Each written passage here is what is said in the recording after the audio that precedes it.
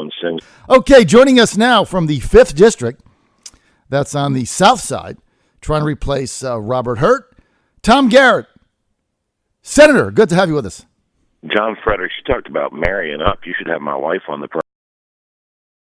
There's marrying up, and then fluent in 3 languages, and plays the piano and sings in a band and has an album. You want a good guest? You'd have invited my wife on. All right, do you have her phone number? We'll get her on now. We'll get you right off. Have her on sometime. I will. I will get her on. But I married up. You, on the other hand, married in the stratosphere. So big difference. She had to settle for somebody. Oh no, you know what? It's all good, right? So Tom, look, I'm excited about you going up there, and like I said, you're going to raise some hell, and I think that's what we need. Tell me about your race. I got the Democrats calling me, telling me this thing is going to be nip and tuck. I got a couple of them saying that your opponent, Jane Detmer, is actually going to win. This is going to be the big upset. What do you think? Well, hey, look, man, everybody's got a dream. I remember the last time I was in a race, there was going to be nip and tuck, and the Democrats outspent us 2-1, $1.2 million to $560,000. And we barely managed to eke out a 17-point victory. So, look, we're plugging away. I'm happy that our opponents feel good about where they are. We did have a fundraising gap. We were nominated in a 5-way field. She was coronated. We're closing that. Obviously that money's message. We need to raise money. But we feel good about where we are. We had a debate, 2 weeks ago, and my favorite question was, what's your top priority if elected to Congress? And we said getting good paying jobs back to Southside and stimulating the economy. And our opponent said free federal government funded high-speed internet. I'd love to have a referendum on that on November the 8th. But that aside, I'll tell you, it was Reagan who said the closest thing to eternal life on earth is a government program. The town of Alta Vista, by comparison, is trying to put in high-speed internet, probably a legitimate function of the town government versus the federal government. And their definition of high-speed is already nearly 4 times faster than the federal government's definition of high-speed. So be careful what you wish for. You just might get it. And just like universal health care that you were talking about, I'm not a huge Sarah Palin fan, but I'll tell you she was spot on correct. If you think health care is expensive now, just wait till it's free. Mm-hmm. It's nice that they're optimistic. I've heard all the optimism before. November 9th, it's going to be all over but the crying for our opponent's campaign. And we're going to join hand in hand with folks like Dave Bratt and Scott Taylor and Morgan Griffith, and we're going to go up to Washington. We're going to start kicking things over until we can get this country pointed back on the path to prosperity. The formula is pretty darn easy. It was laid out for us 240 years ago, and we just need to get back to dancing with the one who brung us, and we'll be okay. Well, look, Senator Garrett, if you will, outline your 3 biggest differences with your Democratic opponent, Ms. Detmer. Well, thanks, because I love it. There's a really analogous comparison.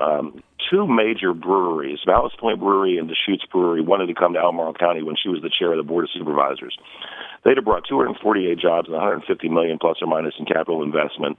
And Albemarle County said, we're not ready for those jobs, which is great for Roanoke County because apparently they were, and now those breweries are being constructed in Roanoke County, and those jobs have gone there. There are a lot of people in the Charlottesville area who'd love to have good quality hot pan work with benefits that they didn't get because Jane Detmer wasn't ready for those jobs. The same thing happened in my state Senate district when Hardywood Brewery wanted to leave Richmond and expand to the west. And when Hardywood called and said we want to build millions of dollars in investment and create hundreds of jobs or 100 jobs plus or minus, I called the Board of Supervisors in Goochland and said, what can I do to help make it happen? And guess what? Today, those jobs are coming to my Senate district, just like they left her county when she was on the Board of Supervisors. There's a huge difference between finding excuses not to get it done and finding ways to make it happen. Another one is that she's not yet seen a problem that she doesn't think can be solved with other people's money. And the answer to everything is more federal spending. She serves a president who said 8 years ago that $7 trillion in debt was unpatriotic. Right now, we're closing on $20 trillion in debt, so I'd say that's unpatriotic times 3. Ultimately, at some point, Margaret Thatcher was correct. Sooner or later, you run out of other people's money. And the third major difference is that she absolutely, positively refuses to acknowledge the nature of the threat that is radical Islam, that says publicly every single day that it's their desire to destroy us and all that we believe in, kill, subjugate, or convert.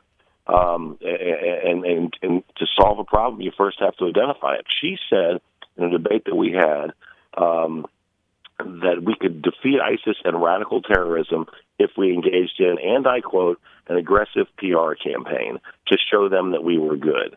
That is a fundamental disconnect from reality, and it's dangerous in its nature. It's kind of cute on its face, but ultimately the ramifications for America and its citizens are dangerous. If I might, a fourth major difference is that she puts faith in the negotiators of trade agreements, and these negotiators have far too long been looking to what they could do for people across the Pacific before they looked to what they could do for people across the Potomac.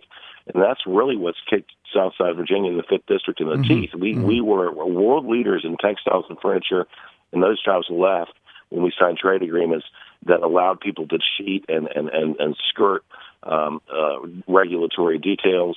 And we sent tens of thousands of jobs literally from one congressional district in Virginia to places like China.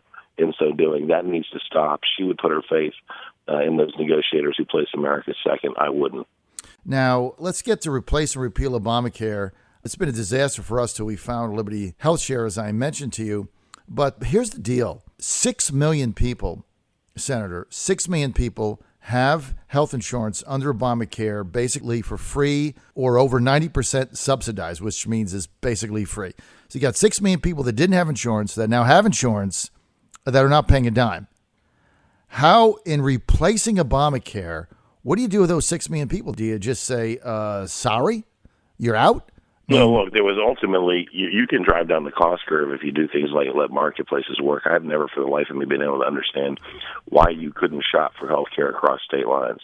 I've never for the life of me been able to understand why things like HSAs didn't get greater attention.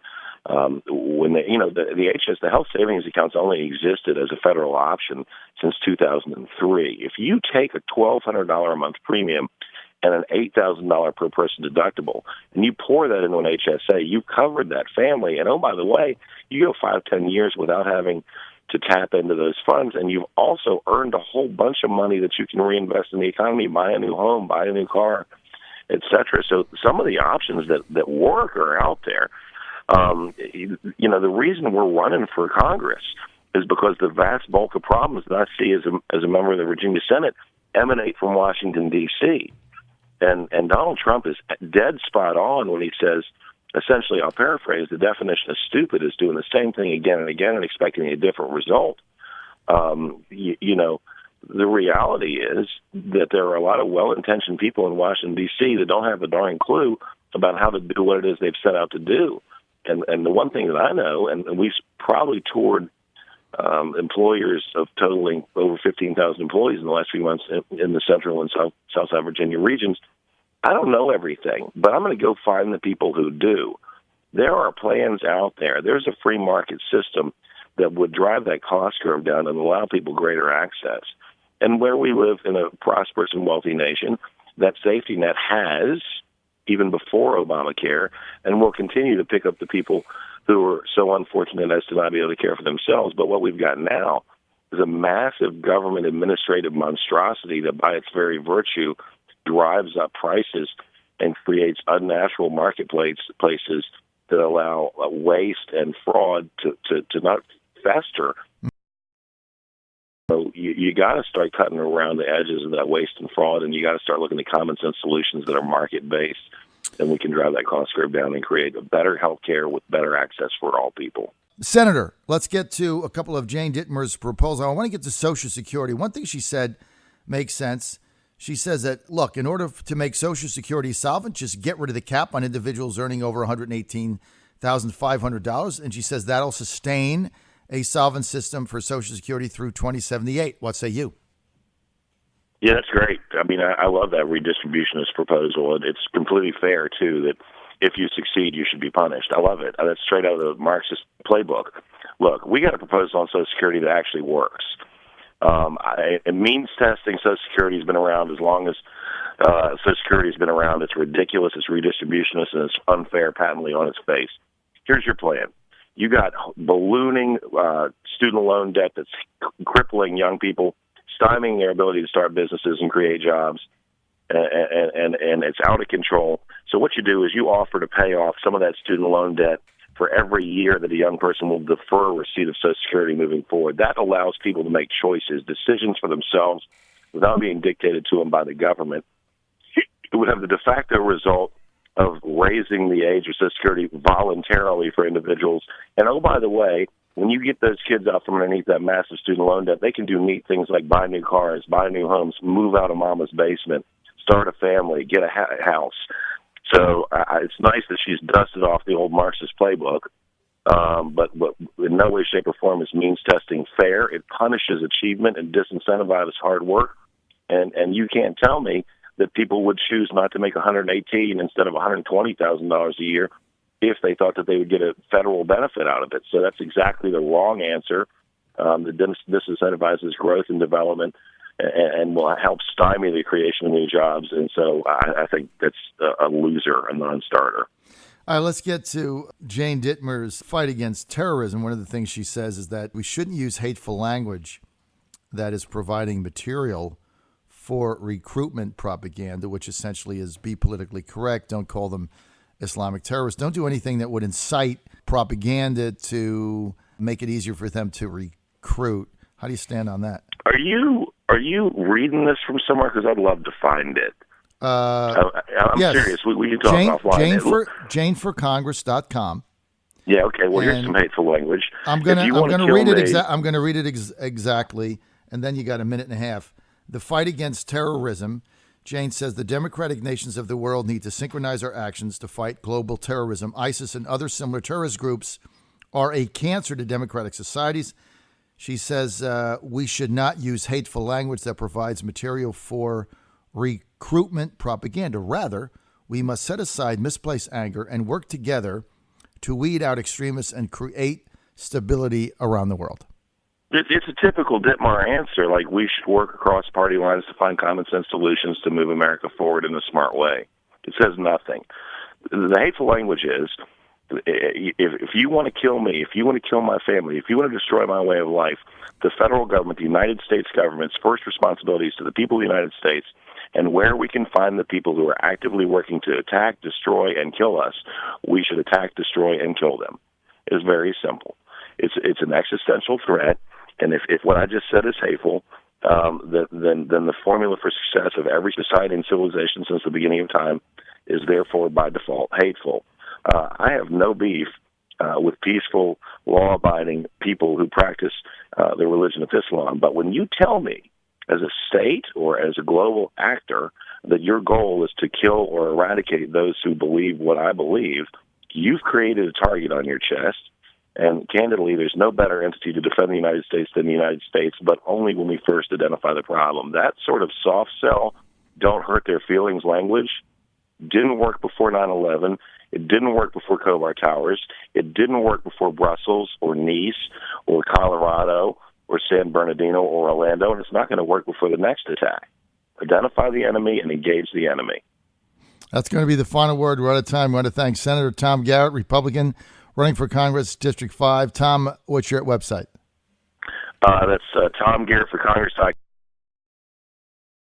Garrett, FORVA, or Facebook, Tom Garrett for Congress. John, if you want a good segment, you have my wife on. She's the brains of this operation. I'm going to email you after this is done, and we're definitely going to do that. And I want to thank Tom Garrett for his time. We have invited Jane Dittmer on the show. Her staff has reached out to me. We're trying to get a date for that. I want to thank Tom for being with us. Trying to go to Washington. If he gets there, he's going to raise some hell. I'll tell you that. You're on the John Fredericks Radio Network.